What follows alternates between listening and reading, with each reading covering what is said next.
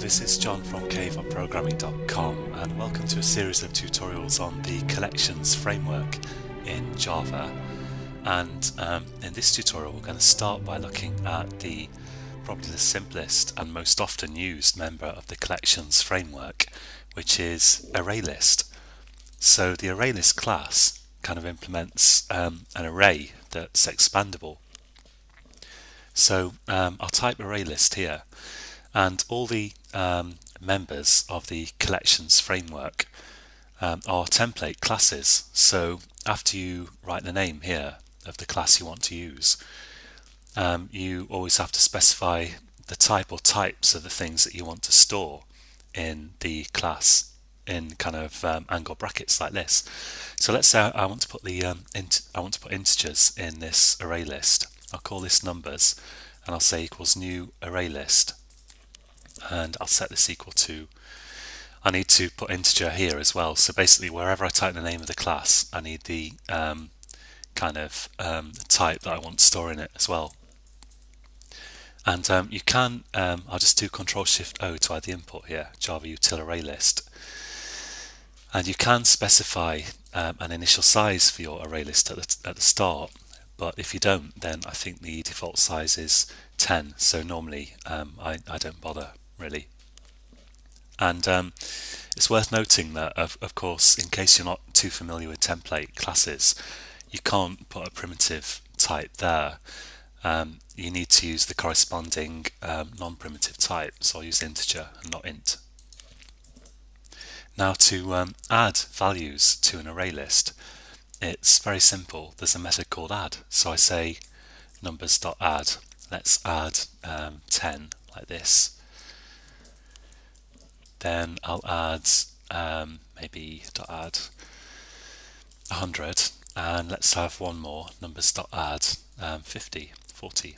Okay, and you can get numbers from this list pretty simply as well by saying numbers.get. So let's have this out, and I'll say numbers.get.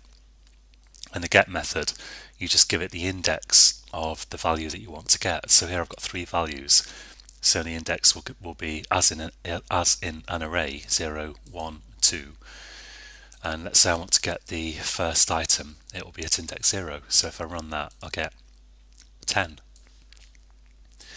Another common thing that you want to do besides adding values and getting values, let's put some comments here, adding and retrieving, is you want to iterate over all the items in your list, and I can do that for example with a for loop.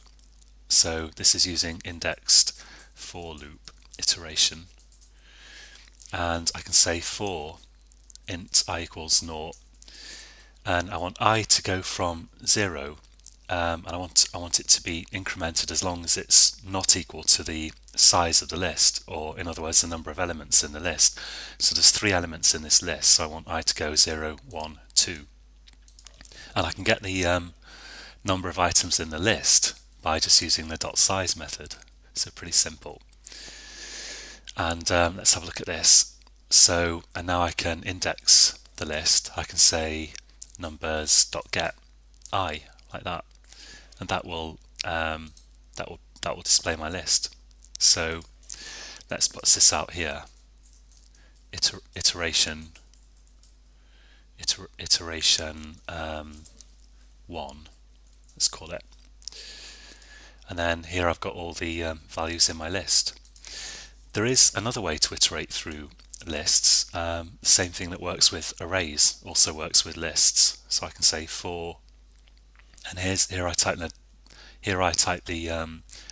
type of the thing that's in my list that I want to retrieve. So integer in this case, integer value in numbers. I put a colon and then my the name of my list here, and then this will just set value to each of the values in my list in turn.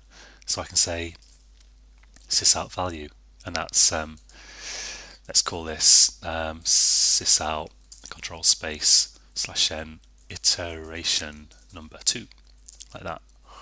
Okay, and if I run this, then I get 10, 100, 40 again, which are the values in my list. There's one last thing that I'm going to cover in this tutorial, and that's removing items from the list. So we've covered adding. How can you remove items? Well, you can say there is a remove method, and you just specify the index of the thing that you want to remove. So if you want to remove the first one, it will be 0, or the last one would be, in this case, numbers.size -1. But the problem is that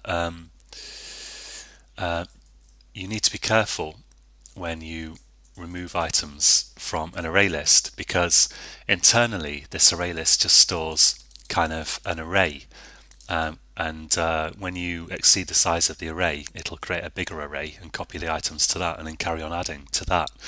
So you can imagine that if you remove items from the end, then that's pretty quick, because all it will do is kind of decrement the size of the list internally.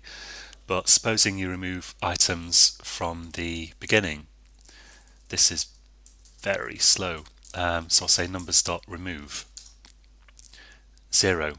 So I'll remove the 0th item, and let's maybe put these here so you can see them working.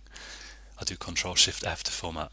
Okay, so if I run this, so this is the list to start with, 10, 100, 40. Then I remove the last item, 40, and I remove the first item, 10. So I've just got 100 left. But this is slow, because when you remove items from an array list, what it does is it'll, if you remove the first item, it'll then copy all the items, all the subsequent items, one step back to fill the hole, so to speak. So that's very slow. If you remove the last item, it doesn't have to do that, so that's fast. And even if you remove like the second to last or the third to last item, that can be reasonably fast. But if you remove the first item, that's going to be slow. And it doesn't matter here, because we've only got, like 3 items in the list, and we're just doing remove once. But if you had a big list and you're removing items again and again and again from the middle of the list or the beginning of the list, then that can really slow down your code tremendously. So you don't want to do that. And if you need to remove items from the middle or start of a list, then anywhere other than the absolute end really, then you need to use, let's say, linked list, for example, and we'll cover linked list in the next tutorial. One last thing I should mention here is that the kind of collections classes are grouped by interfaces. So all the list objects, for instance, implement the list interface. So you can often see code that looks like this. Let's say list values equals new array list. I need to put the template types in here as well. Let's make this store strings like that, and I need to put the template type on my interface as well. So this is just saying this values variable can point to anything that implements the list interface. I'll do Control-Shift-O to add the import as well. It's Java util list, and we're going to point it actually to an object specifically of the type ArrayList, because this isn't a class, it's just an interface. So you can't create new lists, only new array lists or new linked lists or whatever. Okay, so that's it for this tutorial. And as I say, in the next tutorial we will look at linked list, and we will compare linked list with array list, so you can see why you would want to use linked list, even though actually it's a bit more heavyweight and uses apparently more memory than array list. But for most purposes you want array list. So join me again next time, and you can find this code on caveofprogramming.com. And until next time, happy coding.